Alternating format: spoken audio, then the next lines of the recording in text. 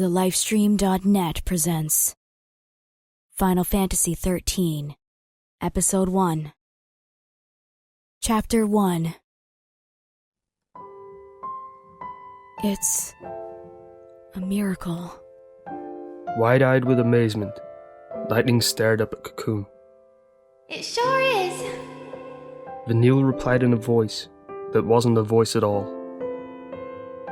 They had been so desperate to stop Cocoon from falling. There were so many people inside, so many lives. They had wanted with all their beings to protect it. And then, after what must have been a moment, but could just as well have been an eternity, she and Fang had awoken. Here. It was different from when they had been turned to crystal in the temple of the fal'cie anima long ago. Back then, everyone and everything in the temple, anima included, had fallen into impenetrable, dreamless sleep. Now, although they were sleeping, they could see the world around them. They could see everything. The warmth and majesty of Grand Pulse. The almost unbearably beautiful people. Everything. They could even hear their friends' voices. Soldiers poured out of airships, weapons at the ready. She recognized their uniforms from somewhere. Yes, they were PSICOM soldiers, but they weren't enemies any longer. Now their only desire was to help the people of Cocoon, to get them to safety. They wouldn't be pointing their guns at the people again anytime soon. She had no proof of this, of course, but somehow she knew. Somehow their desperation to ensure the citizens' safety rang true. What does it matter if our fate is never to see them again? We can beat fate. We can make miracles happen.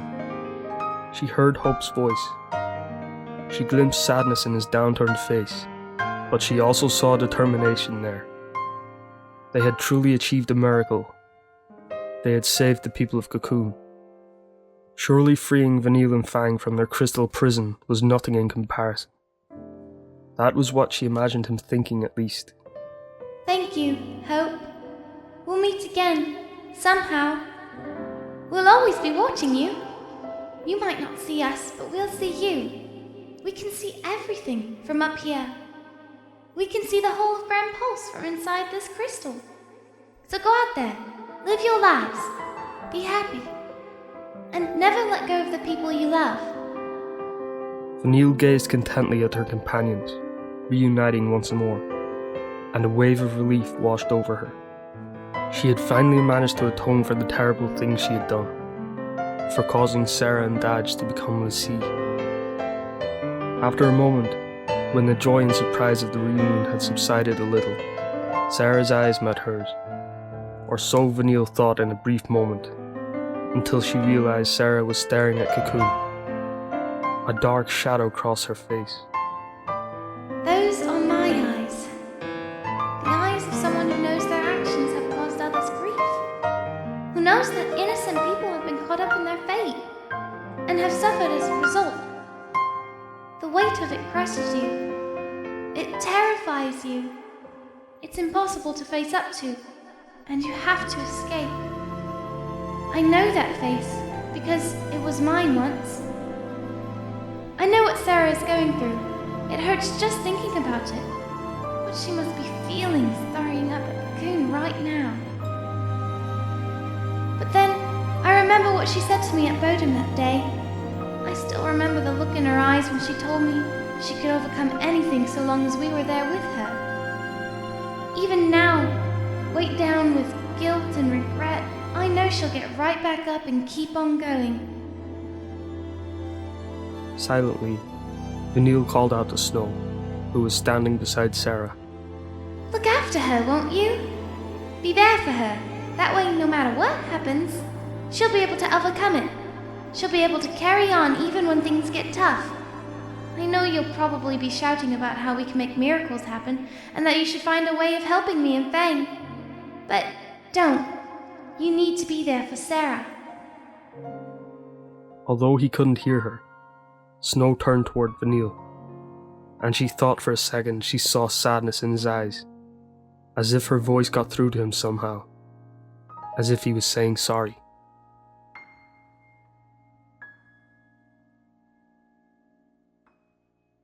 Chapter 2.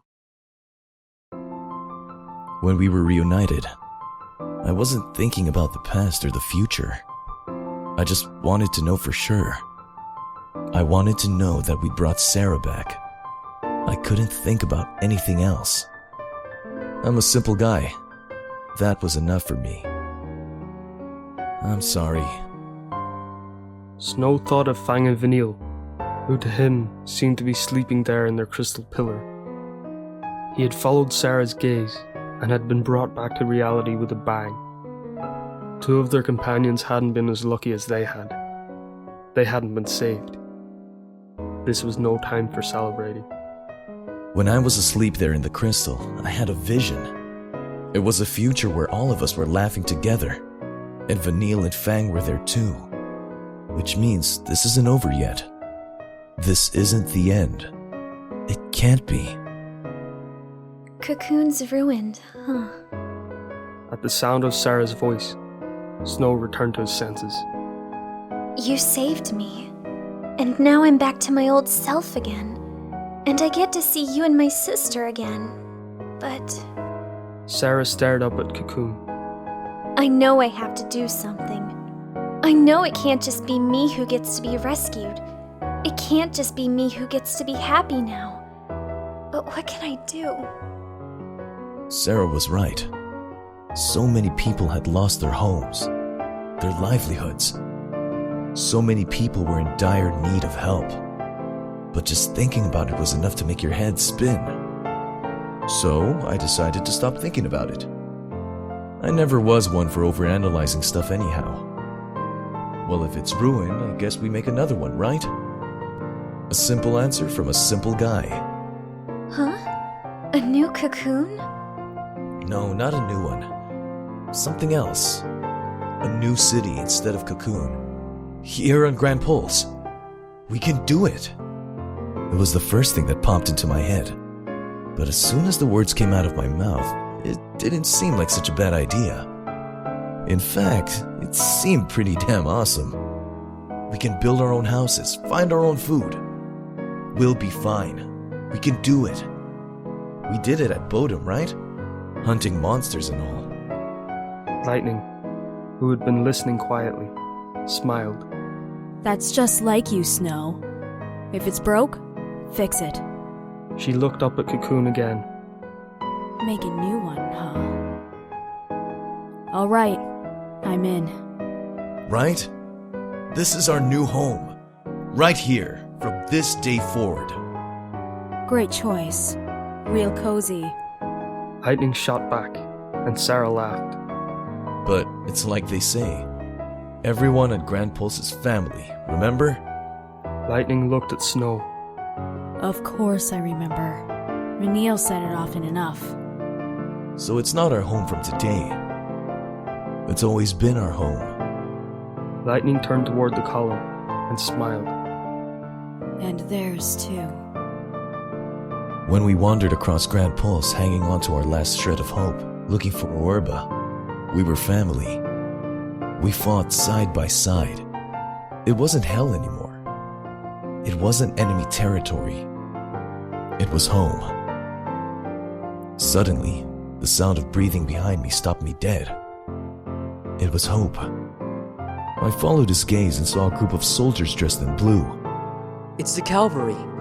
He just said it and ran right towards them.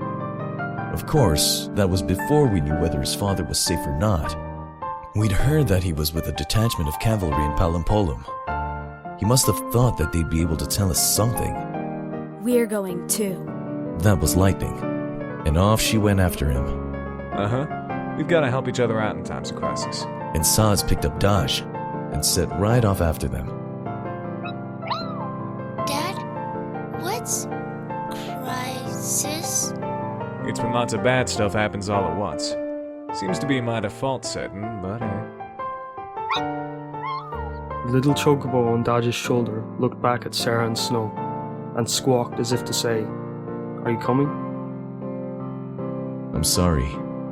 Snow looked up toward Fang and Vanille again. Wait a little longer.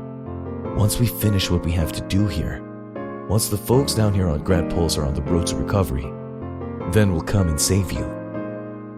The vision I had wasn't an illusion. I won't let it be. We'd better get after them. Yeah. Serah looked different when she said it. Happier. Not like she did when she was looking at Cocoon. Snow put his arm around her, and together they set off.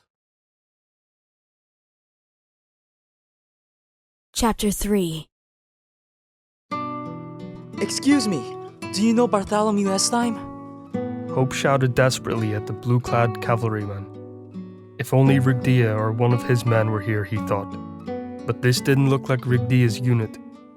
He didn't recognize any of their faces, and none of them turned to look his way. I heard he was with the cavalry in Palampolum. Maybe one of you... Haven't you heard? A hand tapped Hope on the shoulder. When he turned, it was the face of a man he didn't recognize, yet one of his instincts told him he could trust. Your father is fine. We've received confirmation that he's safe and well. He was so relieved he nearly collapsed. He realized for the first time the terrible weight of having thought that his family was gone. And at the same time, he understood. He understood how his father must have felt when he saw his family get entangled in the chain of events that led from Bodom to the Purge. I'm sorry, but I need to get these refugees to safety. Your father will have to wait. It doesn't matter. Thank you. Knowing he's safe is enough. The countless citizens of Cocoon had been made homeless in an instant. The task of getting them to safety was an enormous one, not to mention the fact that they would all need food and water once they got there. And despite that, this man had taken the time to tell him that his father was safe.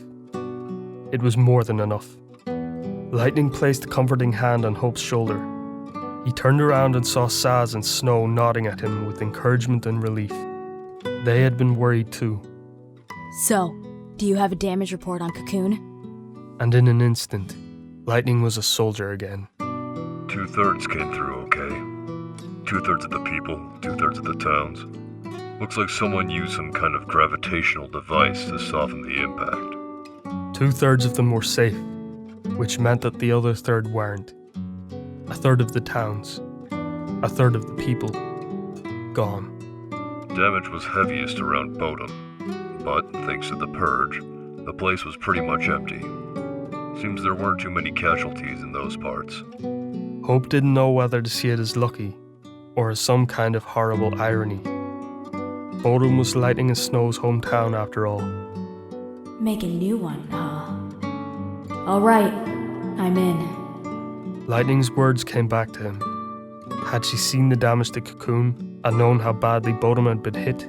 An airship full of refugees will be arriving soon, by the way. He lowered his voice before continuing. It might be better if you get out of here. Your cover's been blown. We're still enemies of Cocoon? And they were. Most of the citizens of Cocoon still didn't know the truth. They still believed that Cocoon had been destroyed by the fal'cie. They still thought the fal'cie were responsible for their being driven out of paradise. I'm afraid so. And there's only one thing they'll want to do if they come across a bunch of fal'cie right now. Images of Palampolum flashed through their minds. The hatred in the eyes of the townspeople. Alright, we'll do as you say. We don't want to cause a scene. No one objected to Lightning's reply. I'm sorry. Hopefully this will only be a temporary measure. Once the people know who the real enemy was, they'll realize they were wrong about you. Until then, please be patient. Hope wondered if that was really true. Even if it had been to save their own lives, they had fought and killed SciComm soldiers, and those soldiers had families. To those families, the fal'cie were just as much enemies as they had ever been. Those people wouldn't be able to forget their hatred and bitterness toward them. The thought of sticking around to face them filled him with horror, but the idea of simply turning tail and running seemed even worse. There was nothing they could do to make up for it. It wouldn't matter to the people that they were no longer fal'cie, that they were just human beings now. But he didn't want to start running away from the things he couldn't change all over again. He knew the terrible uncertainty of having thought his family might be gone, and he knew the sadness of really losing them. He turned toward the retreating cavalryman and called out, Is there anything I can do to help?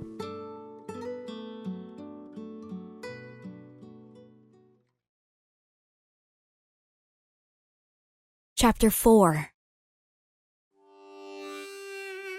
Hey, soldier! You need pilots? As soon as he heard Hope offering to help, Sazh asked without a second thought. With that many people to evacuate, the more the merrier. Sazh looked at Cocoon. Even with a third of them gone, how many trips in how many airships would it take to lift the entire population to safety? Well, alright, but... Good, then it's decided. If you stay in the cockpit, no one will see your face.